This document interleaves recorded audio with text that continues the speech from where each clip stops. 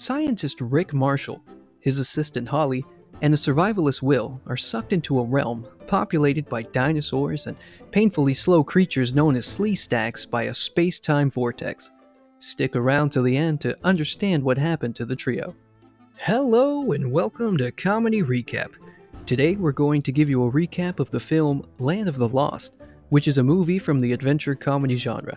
An amazing film that has grabbed the attention of adults and children alike. So sit back, relax, and enjoy the movie. You will certainly have a wonderful time. Without further ado, let's dive right into it. The movie starts, and we see a man in a suit who is attacked by a huge creature. He is screaming for help, but no one responds. Later, we see Rick Marshall, who is giving an interview regarding his book. He is talking about the concept known as quantum paleontology. He thinks this concept is the only real solution to the fossil fuel problem the world is facing. That this is caused by time warps. He believes that he is on the route to greatness. He then lets the interviewer know of the $50 million he has invested in the concept thanks to the taxpayers.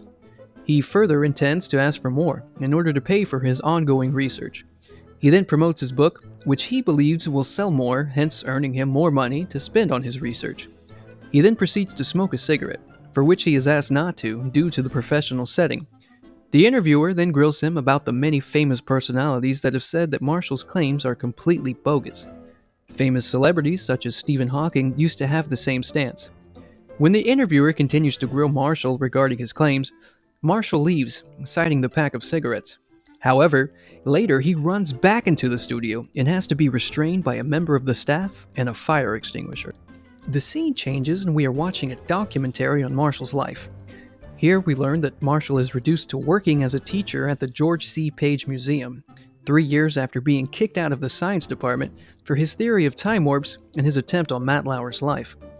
The students make fun of him, and as a result he asks them to leave. Later he meets Holly Cantrell. Cantrell is interested in Marshall's previous work regarding quantum paleontology. Initially, Marshall just says it's of no use, as he has already spent many years on the research and now cannot afford to waste more. As a result, Cantrell's discovery urges him to create a tachyon amplifier to enable time warp travel. This gives him the energy and effort to make the tachyon amplifier. After hours of work, Cantrell is amazed to hear that he has managed to completely build the amplifier. Later, they go to a place known as the Devil's Cave, where the discovery was made, and hire a tour guide, Will Stanton. The Devil's Cave is in a desert with a very low population of people. Then, out of nowhere, after activating the tachyon amplifier and losing it, the three find themselves in a parallel realm where all timelines merge. They soon meet some ape men, Pakuni, two of whom were about to kill the younger one, when Stanton unwittingly reveals the knowledge of fire to the other two as they flee. The gang then proceeds to assist the other, Chaka, till he flees in pursuit of them. When they finally get caught up to Chaka, they are caught by a tree that turns out to be a dinosaur feeding spot, where they are attacked by a Tyrannosaurus.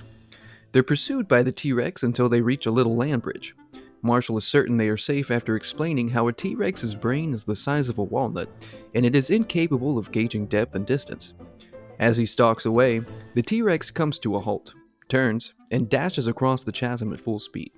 It pursues them until they reach a cave gap, where it surrenders despite still wanting to eat Marshall. Because Holly is aware of the dinosaur's demeanor, she names him Grumpy.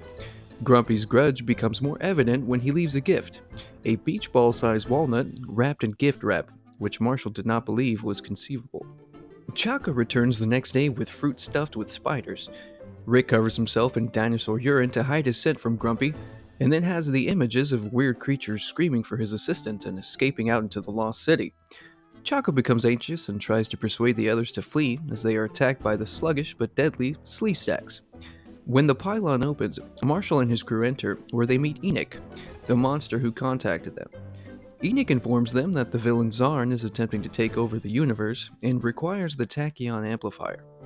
Marshall gives his assistance, despite Will's feelings, as Chaka leads the gang through the forest and onto the salt-flat terrain, where Compsognathus and Velociraptors tear an ice cream vendor to shreds until Grumpy arrives and scares them away. A female Allosaurus, on the other hand, appears. When they both detect Marshall's urine-soaked smell and pursue him, the two territorial predators are ready to battle. Marshall outsmarts Grumpy and runs from Big Alice, the Allosaurus, until he reaches Holly and Will, freezing the Allosaurus with the liquid nitrogen tank before she explodes with the tachyon amplifier among her remnants. A pterodon then snatches their time machine. Marshall regains his confidence while unknowingly assaulted by a gigantic mosquito while attempting to apologize to his pals in song, the theme song of the original TV series. They return to a motel in the Salt Flat after recovering the tachyon amplifier from a nest of pterosaurs. Holly goes in search of Pylon as Marshall, Will, and Chaka relax in the pool. Inside, she discovers dinosaur eggs lodged in dinosaur poo and removes one before discovering a holographic message from the Zarn, finding that Enoch is the true villain and being taken to stand trial by a Sleestak for assisting him. Meanwhile, the three realize Holly is missing after eating a giant crab that killed itself by stomping on a geyser while approaching them. Marshall and Will use the skin of two mating Sleestaks to conceal themselves while Chaka travels to collect Enoch. Marshall and Will arrive to help Holly as she is sentenced to death by the Library of Skulls, learning that Enoch was the one who exterminated the Austrians and confirming Will's beliefs about the villain's clothing. After rescuing Holly, the gang confronts Enoch and his Sleestak slaves, stealing the tachyon amplifier and learning of Enoch's plan to overpopulate the world with Sleestaks. As Grumpy arrives to exact his retribution, Enoch abandons Marshall and his companions. Marshall, seeing no other option, confronts Grumpy one-on-one, concluding with Marshall leaping into the dinosaur's mouth. Despite Holly's chastisement, Grumpy brushes her off and walks away, leaving her and Will to confront the Sleestaks. Marshall and the less Grumpy make up when they arrive to kill the majority of the Sleestaks after being expelled out while taking care of some intestinal problems. When Marshall and his team enter the pylon, they manage to shatter the crystal shard that powers it, with Will opting to stay with Chaka in the Land of the Lost while keeping Enoch at bay so Marshall and Holly can return home.